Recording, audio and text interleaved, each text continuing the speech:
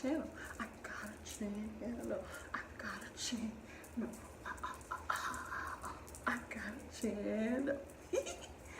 So I figured I'll start talking about me, and you'll just see my life and being a mom, a college student, a wife, and all of whatever that is. And you'll just learn, and hopefully we learn together. And I just felt like this will be fun. So I'm going to start off by talking about me, and as the title says, my adoption story. So I'm adopted. I had an amazing twin. You'll hear about her in a whole nother video because it's a whole story in itself. But I had an amazing twin. Her name was Ashley, and we were adopted together. So like, there was a show called Wednesday's Child. My mom saw a little girl on Wednesday's Child, and she decided she wanted to adopt her. So she went to Vegas with my dad and tried to adopt her. And when she got there, they said, oh, well, you know what, unfortunately this young lady is no longer available, but we have a set of twins, you can pick which one. And so my mom said she didn't want to pick. And I think that's crazy in itself, that they would want like someone to separate a set of identical twins, but I digress. She decided to take us both, which is epic. And so she said it took about a year to get us because of the logistics of everything. And come to find out, my dad, my bio dad, allegedly raped his stepdaughter. And I'm not saying allegedly to denounce the claim behind it, but they did something and created me and Ashley. So we had to go to court and all the legal system. And again, I'm too young to remember any of this. So I lived life, you know, thinking my mom was my mom and my dad was my dad. And it wasn't until I turned, I want to say 13, turning 14, my world came crashing down when I found out my parents are not really my biological parents. Now, it's crazy to think of that. Go through your entire life, and you know, your mom's a little older than you, and it's okay. And your brother's older than you, and it's okay. But to find out, like at 13, at the weirdest part of your life, you know, you're going through hormones, boys are now cute to you, you know, your body's changing, you might have started your period, you might not have started your period, who knows, you know, but you're going through all of that, and then to find out your parents are not really your parents. It took a lot to accept and deal, because who takes that? So we found that out and went through counseling, and life went on. It didn't matter again until we turned 18. And our biological mom wrote us this long letter stating that she really didn't want a relationship with us, which, let me put a pause on that. For someone to say they birthed you and they don't want a relationship with you is a lot, because you feel unwanted and unneeded, and like people don't care about you. And how can somebody possibly carry a baby, 2 babies, for 9 months and then decide? It sucked. And it took a lot to understand that, and to understand even why she would even say something like that. But again, I digress. Go back and push play. So she writes the letter, and she tells us about her stepdad and the relationship she had with her stepdad. She didn't go into much detail, but she did talk about her stepdad and the relationship she had with her stepdad, and that she got pregnant, and her mom wanted nothing to do with her or the babies, because again, if you think about it, her stepdad is married to her mom, and so now her mom is upset because her marriage is going to be torn apart because her daughter is pregnant. And that's sad to find out, like, your mom is not concerned about the fact that you are pregnant. She's concerned about the fact that she's not going to be able to be married anymore. Crazy, I know. So they tell her she has to give the babies up for adoption. And she goes through being pregnant. It's a family secret, and for some reason people think family secrets are okay, and they are not okay. But anyways, family secret, she's kept away. It wasn't until she had us and she's in the hospital, and they say she said she thought for a moment about keeping us, which I thought was kind of cool. But then she called around trying to get she said like cribs or a bassinet or something to put us in. And she said her deciding factor was that the lady on the phone told her to put us in laundry baskets. And my mom said at that moment she knew she couldn't take care of us, which sucks. So go through that, read the letter, hear her pain, and now I'm conflicted because not only am I adopted, but I'm a product of rape, but I'm the friendliest person you'll ever meet, but I'm a product of rape. Crazy, right? So our first time talking to her on the phone, we were 21. And we sound just like her, which is so crazy. But she was so excited, we were excited, and we wanted to meet her.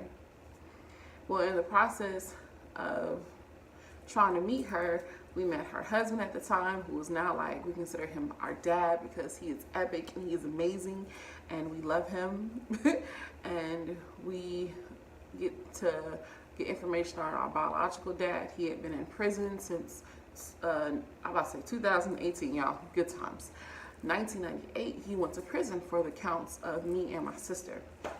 So the year she turned 40, I know I've gone through like a bunch of years, but like no real contact really happened outside of every now and again we would call her on the phone. But the year she turned 40, she said, all right, you guys, ready to meet y'all. And we're like, okay. Now this whole process, I call my mom, my biological mom, her name, I'm not gonna say her name, but she called her by her name. But my mom, she's so cool and she's chilled about this, and it doesn't bother her that we're gonna go meet this woman, and it's okay, and she's okay. And I thought that was so epic. Like, you gave us this gift and you gave us life. And even though my mom created us, my mom, my adopted mom, gave us life, and she helped us learn who we were and be Amber, and I learned Amber, but you're not allowing us to learn that other side. And I thought she was epic for that. She wasn't the happiest that we went to her instead of her coming to us, but she was okay. So we're on the flight and we're all scared and we're nervous, and me and my sister are scared. My husband goes with us as well. And we get to the airport in Vegas. Crazy, right? We're Vegas babies. Crazy, right? We're Vegas babies, right? So we get to Vegas and we get to the airport and we're coming down the escalator thingy, whatever it's called. And we're on the phone with her and we're like, hey, where are you? And she's like, oh my gosh, I see you. You guys are epic. Y'all are so, and we're just like, okay, but where are you? And so we finally see her. She's shorter than what I ever thought and different than what I completely imagined. But we met her and it was beautiful, and people started clapping because we were crying, and security thought something was wrong because we just ran to her and left our bags, and it was crazy, but it was cool. And we met her and she's awesome for that period. And skeletons start coming out of closets, and we find out that her family didn't know anything about us. We find out that her mom said we were a bad memory and she preferred we were never found. And that's a lot to swallow. You're my biological grandparent. You've not really had grandparents before. And you want nothing to do with us because we are the reason why your husband left. Crazy. So we leave Vegas and we think, everything's gonna be sunshines and cupcakes and rainbows, and it's not. And I understand at that particular moment why God needed us to be adopted, why we didn't need to be with our family.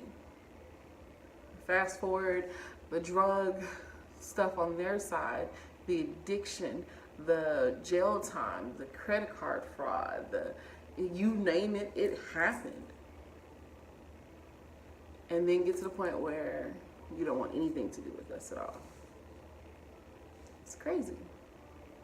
I kept that story in for so long because there's so much hurt and there's so much pain and there's so much agony to even relive or to even think about that. And just to think for a moment, like if you went back and thought about your mom, for your mom to tell you, one, you're not biologically mom, but I love you anyways. Now I thank God for my mom, because my mom is the best person ever in life. And that's why I will never forget my mom. My mom is my adopted mom, but that's my mom, you know? But my biological mom, she's the incubator. And it sucks. And sometimes people have adoption stories and they're, oh, I met my mom and I loved her and she loved me and we just lived happily ever after. Yeah. But all of them aren't sunshine and rainbows.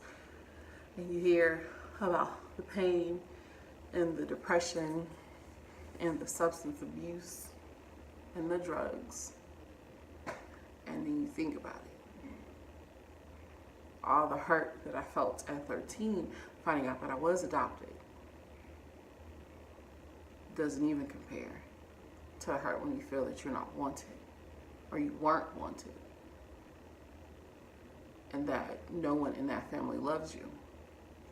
It's crazy.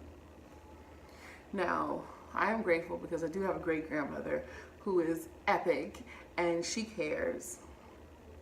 But that's it.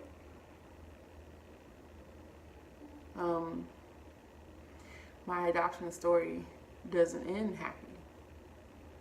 It ends with more questions and more reasons why and more struggles and more seeking answers, and they're not any. And just praying that one day this person who carried you will love you. And the sad part is I have hope. And I pray. There's no guarantee. So, I live. And I let my children know how much I love them. And I make sure that they never have to feel that hurt and unwantedness from someone who was supposed to love you always. So, my story. It's the hardest story I've ever had to tell. People tell me all the time, it's not how you start, it's how you finish. And even though this is a hard video to make, for my first video, it was the one I struggled with the most, and it was a story that I felt like you needed to know. And you need to know why I named this channel Diary of a Twin. Because it is a diary of a twin. And I'm glad you guys are on this ride. Until next time. Bye.